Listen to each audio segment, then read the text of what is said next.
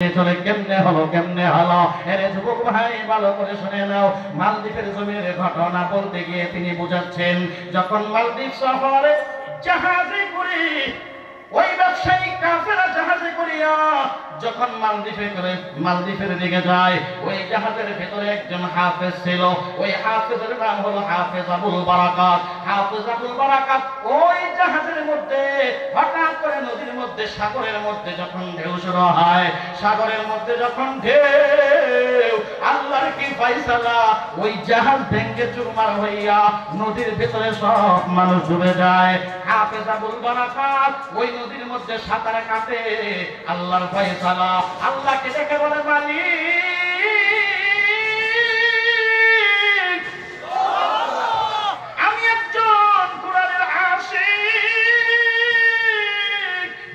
ওই আল্লাহ আমি একজন কুরআনের আশিক, ও আল্লাহ আমি একজন তোমার পাগল,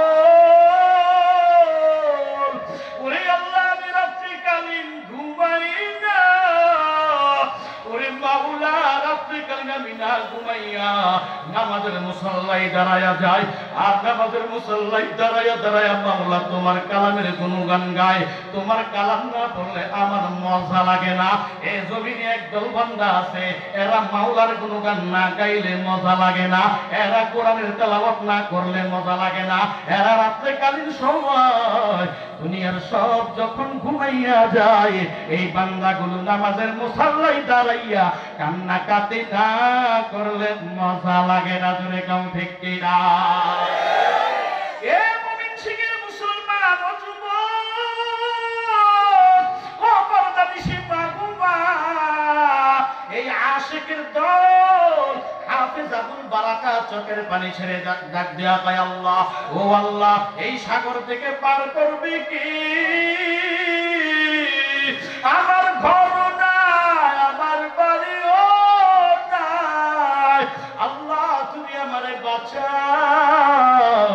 হাফেজ আবুল বারাকাত কান্না করে দোয়া করে। এরে মুমিন যখন মাওলারে ডাক দেয়, এ মাওলা ডাকের সাড়া না দিয়া পারে না।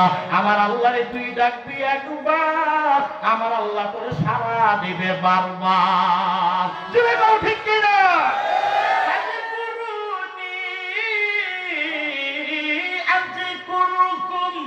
ওয়াশকুরুলি ওয়ালা তাকফুরুন।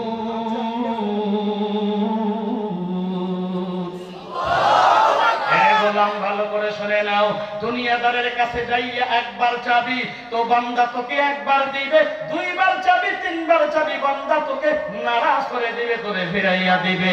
আমার মালিক এমন আল্লাহ,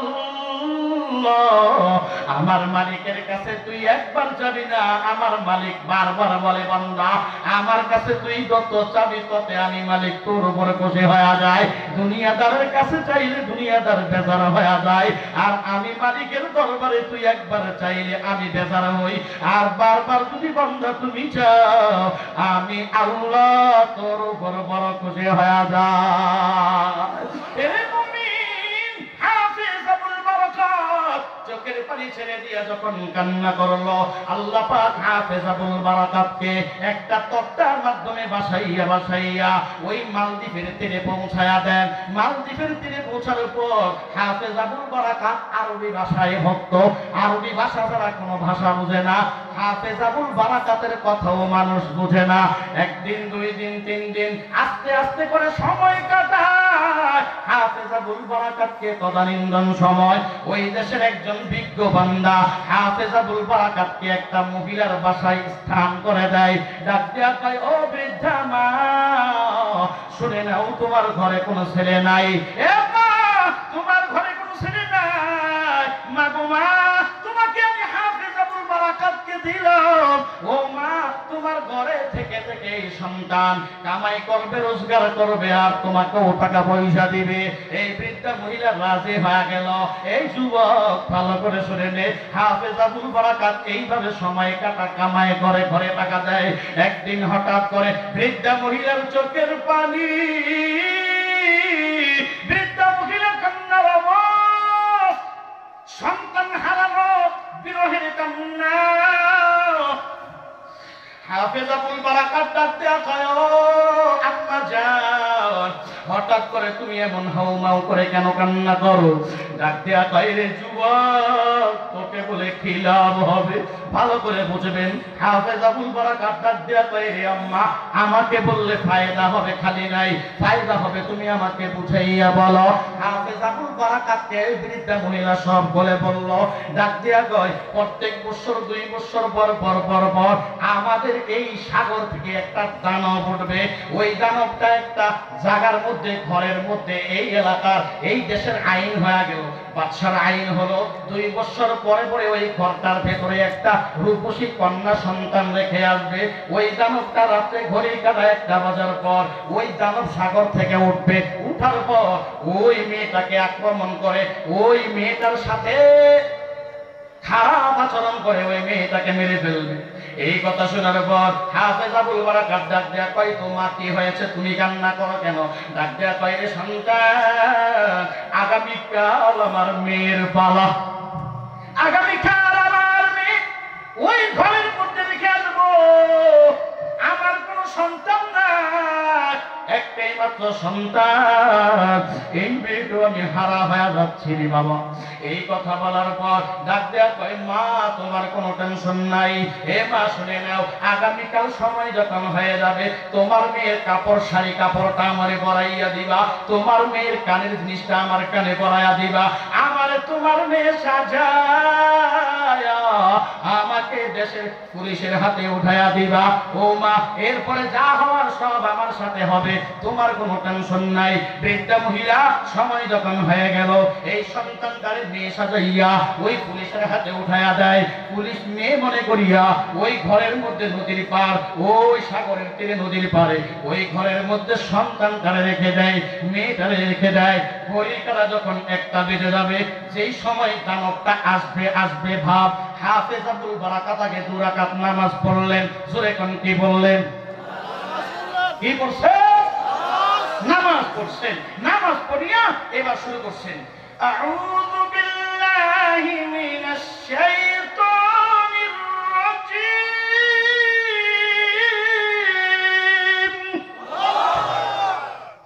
আউযু বিল্লাহ। আওয়াজ দিয়ে যখন হাফেজ আবুল বারাকাত শুরু করে দেয়, এই আওয়াজটা ওই দানবের কানের মধ্যে ঢুকে গেল। দানব এটা হলো শয়তান জিন। এই শয়তান জিনের সবচেয়ে বড় অস্ত্র হলো, এই এলাকার মা ভালো করে শুনে নাও, এই এলাকার যুবক ভালো করে শুনে নাও, শয়তানের সবচেয়ে বড় অস্ত্র হলো, এই শয়তান যদি সামনে আসে পড়বা, আউযু বিল্লাহি মিনাশ শাইতানির রাজীম। হাফেজ আবুল বারাকাত যখন আওয়াজ দিয়ে পড়তে লাগলেন, এই আউযু বিল্লাহ মনে হয় তার কাছে একটা বোমার মতো মনে হলো। ওই দানবের শরীরের মধ্যে হিট করে ফেললো, হিট। এবার দানব আর সামনে আগাইতে পারে না, যত চেষ্টা করে আগাইতে পারে না। হাফেজ আবুল বারাকাত আওয়াজ দিয়া পড়ে, আল্লাহু আকবার। আরো জোরে বলো, আল্লাহু আকবার। হাফেজ আবুল বারাকাত আল্লাহু তাকবীর শুরু করেছে। তাকবীরের ধ্বনি যখন শুরু হয়, ওই দানবের ভিতরে মনে হয় বোমা হয়, দানবের ভিতরে মনে হয় তীর ঢুকে যায়। ওই দানব আমার সামনের দিকে আগাইতে পারে না। হায় হায়, রাত্রে যখন ঘড়ির কাটা 2টা বেজে গেল, 1 ঘন্টা পর্যন্ত যুদ্ধ হয়, যুদ্ধ। আউযু বিল্লাহ দিয়া মুমিনের আউযু বিল্লাহ। এ ভালো করে শুনবা ভালুকার মুসলমান, মুমিনের কেমন লাগবে না, বিমান লাগবে না। এ বেঈমান সারা পৃথিবীর বেঈমানকে লক্ষ্য করে বলি, এ মুমিনের কেমন লাগে না, বিমান লাগে না, অস্ত্র লাগে না। মুমিন শুধু আল্লাহু আকবারের ধ্বনি দিয়ে সামনে আগায়। বেঈমানের অন্তরের মধ্যে কম্পন শুরু হয়। জোরে দাও ঠিক কিনা? হে মুমিন শিখের মুসলমান গো, শাহজালাল ইয়ামানি আল্লাহু আকবারের ধ্বনি দিয়েছে। শাহজালাল ইয়ামানি আল্লাহু আকবারের ধ্বনি আওয়াজে ওই গৌর গোবিন্দ মাটির নিচে সব ধসে পড়ে গেল। এত পাওয়ার, এত পাওয়ার, এত পাওয়ার। ওরে মুসলমান, আজ তোমার আল্লাহু আকবারের পাওয়ার নাই। কারণ কি? আসলে ফরমালিন খানা খাইতে খাইতে ভিতর নষ্ট হয়ে গেল। ওরে বাবা, আমলের মধ্যে এত ভেজাল। ওরে বাবা, বাবা তোর নামাজ নাই, তোর জিকির নাই, কোরআন তেলাওয়াত নাই, আজ জবান অপবিত্র হয়ে গেছে, ওই জবান দিয়া মিথ্যা কথা সকল করে গীবত শাকায়াত করতে করতে চায়ের দোকানে বসছো। কার ঘরে কি হয়েছে সব চায়ের দোকানে তুমি সাপ্লাই করে দিলা। ওই বেটা ভালো না, ওই ঘরের মাইয়া ভালো না, ওই ঘরের মহিলা ভালো না, ওই ঘরের ইমাম ভালো না, ওই মসজিদের মুয়াজ্জিন ভালো না, ওই মাহফিলের বক্তা ভালো না। কি বয়ান করলো কিছুই বুঝলাম না। চায়ের দোকানে বসছো, গোটা দুনিয়ার সব গীবত শাকায়াত তুমি করে ছাই করে দিলা রে বাবা। অতএব এই তোমার জবান নাপাক, এই নাপাক জবান দিয়া মাওলারে যত ডাকবি আমার মাওলা শুনবে না। ঠিক কি না বলো? এরে ভালুকার মুসলমান, আল্লাহু আকবার অ্যাকশন যদি বাড়াইতে চাও, আল্লাহু আকবারের ধ্বনির মধ্যে যদি পাওয়ার দিতে চাও, এরে মুমিন জবানকে পবিত্র করা লাগবে কি লাগবে না? জবানকে পবিত্র করবা কোন মেডিসিন দিয়া? আমার মাওলা বলে ওরে গোলাম আমি তোরে সার্ফ এক্সেল নামক ইস্তেগফার মেডিসিন দিয়া দিলাম, ওই মেডিসিনটা ব্যবহার কর। ওরে বান্দা আমি আল্লাহ তোর জবানকে পবিত্র করে দিব। জোরে কও সুবহানাল্লাহ। এই মুমিন ভাই হাফিজাতুল বারাকাত যখন রাসূলুল্লাহ পড়লো, রাত যখন ফজরের সময় হয়ে গেল, ওইবার দানব ওই হাফিজাতুল বারাকাতের থেকে দূরে দাঁড়াইয়া ডাক দিয়া কয় রে হাফিজ, ওরে বারাকাত, ও হাফিজাতুল বারাকাত, কি অস্ত্র তুই আমার জন্য ব্যবহার করেছো? আজকে 40 বছর পর্যন্ত আমি এখানে এসে হামলা করি। ওরে হাফেজ তুই কোথা থেকে আসছো? আমাকে তুই আর আগাইতে দিলি না, যা আমি তওবা করে গেলাম, আর মালদ্বীপের জমিনে আমি দানব আর কোনোদিন আসব না। কাদেরে কুদরত দারি পর কামাল, আনতা রব্বি আনতা হাসবি জুল জালাল, তুহি কাদের জলিলুল্লাহ জাহাদার, বহর হালে তুহি মেরা নেগাহদার। এরে মুমিন ভাই আল্লাহর কোরআনের পাওয়ার আছে না নাই? আছে। আরে পাওয়ার দিয়ে বলো আছে না নাই? পুলিশ সকালবেলা পুলিশ হাজির হয়ে গেল, লাশ নিয়ে লাশ। ঘরের তালা যখন খুলছি, তালাটা খোলার পর ভিতর থেকে হাফিজাতুল বারাকাত সালাম দেয়, আসসালামু আলাইকুম ওয়া রাহমাতুল্লাহ। পুলিশ ভয় পেয়ে গেল, ডাক দেয়া কয় ওই মাইয়ারা কই? তুমি কেন এখানে? বলে মাইয়া না, আমি সারা রাত এখানে মাইয়া সেজেছিলাম, তুমি জিন্দাকা মরার কথা না। বলে না না না, বলে আমি ওই দানবের সাথে আমি যুদ্ধ করলাম। পুলিশ ডাক দেয়া কয় রে যুবক, কি দিয়া তুই যুদ্ধ করছো? তোর অস্ত্র কই? এবার হাফিজাতুল বারাকাত ডাক দিয়া কয় এরে পুলিশ বাহিনী শুনে নে, আমার কাছে দুনিয়ার কোনো অস্ত্র নাই, আমার কাছে আছে আমার মাওলার কোরআনের তেলাওয়াত।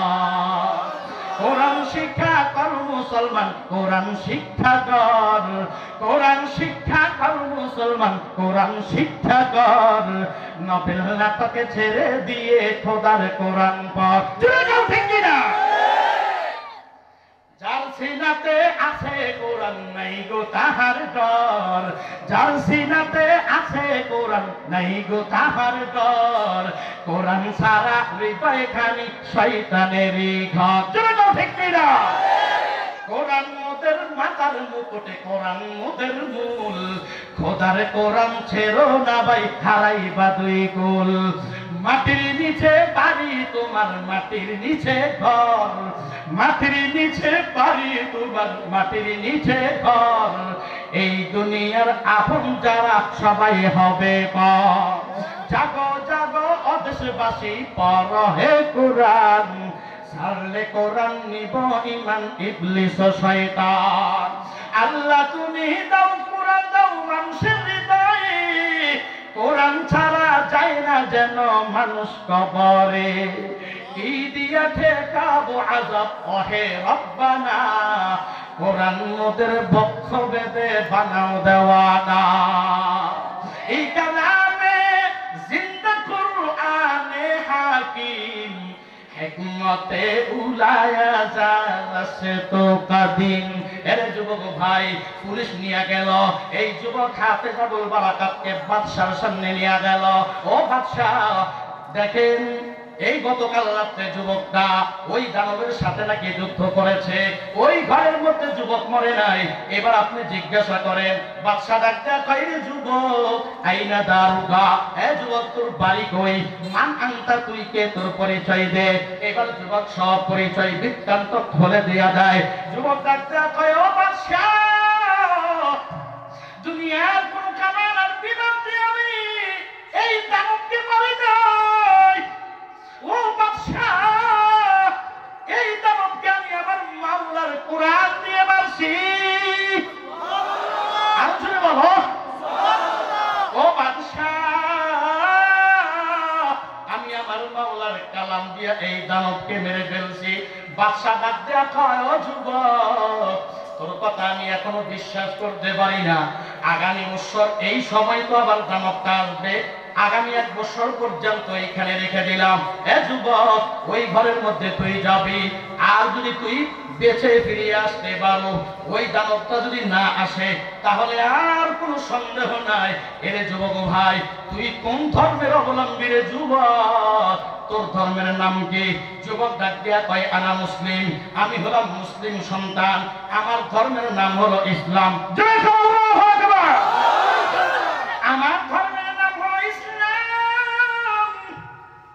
আল্লাহ কয়, ইয়া আইয়ুহাল্লাযীনা আমানু, এ দুনিয়ার মুমিনের দল, উদখুলু ফিস সিলমি কাফা। এরে মুমিন, ভালো করে শুনে নে, আমি দুনিয়ার বেঈমানকে এত আদর করে মায়া করে বলি নাই।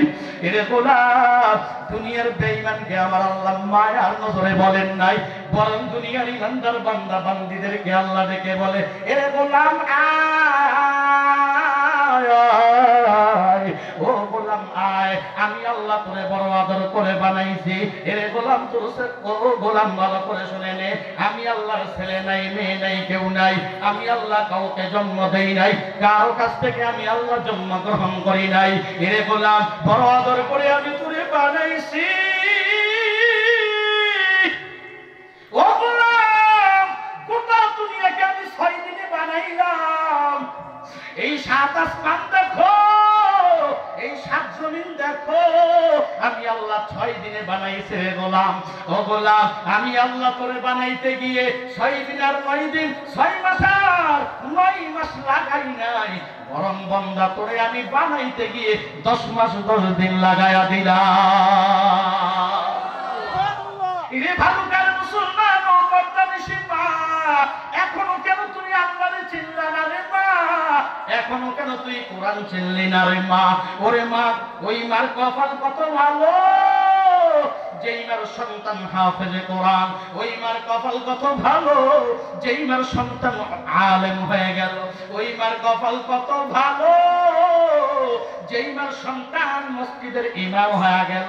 ওরে মা গো মা, মনটা কি তোর চাই না একজন হাফেজে কোরআনের মা হইয়া কবরে যাও? ওরে মা গো মা, মনটা কি তোর চাই না একজন আলেমের মা হইয়া কবরে যাও? ওরে মা গো মা, মনটা কি তোমার চাই না একজন মসজিদের ইমামের মা হইয়া তুমি কবরে যাবে রে মা? ও মা, আল্লাহর কাছে দোয়া কর, ও আল্লাহ, রব্বি হাবিলি মিনাস সালিহিন। মারে মা, আল্লাহর কাছে নেক সন্তানের জন্য দোয়া করতে হবে কি হবে না? আরো জোরে কান হবে কি হবে না? সারা রাত টিভির পর্দা জুড়িয়া আর জি বাংলা স্টার জলসার স্লোগানের গান শুনিয়া তুমি ঘুমাও, আর তোর পেট থেকে হবে শাহ ওলিউল্লাহ মুহাদ্দিসে দেহলভী, আর তোর পেট থেকে হবে আশরাফ আলী থানভী। না, তোর পেট থেকে কোনোদিন আশরাফ আলী থানভী হতে পারে না, শাহ ওলিউল্লাহ হতে পারে না, আব্দুল কাদের জিলানী হতে পারে না। তোমার পেট থেকে হবে দিলদার, তোমার পেট থেকে হবে সাকিব খান। তুমি তো ঠিক কিনা? এত সহজ করে করেছো, আবার মাঝে মধ্যে মাজারে গিয়ে দৌড়াও না, তাবিজের পেছনে দৌড়াও। দুনিয়ার তন্ত্র মন্ত্র আল্লাহর কোরআন ধ্বংস করে দেয়। তন্ত্র মন্ত্র দিয়া ইসলাম চলে না, ইসলাম আল্লাহর কোরআন দিয়া চলে। যেরকম ঠিক নেই না।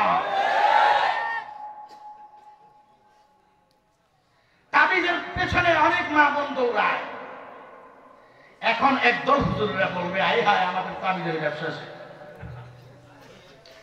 এই জমিনে কুফরি কালাম দেয়া তাবিজ বানায়, আল্লাহর কোরআনের আয়াতকে বিকৃত করিয়া তাবিজ বানায়।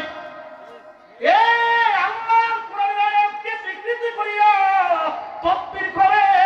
আল্লাহর কসম, যারা তাকবীর করবে তারা জালেম, আর যারা নিবি তারাও জালেম। ধরে গাও ঠিক কিনা? ওই চাঁদপুরে গেছিলাম বয়ান করার জন্য।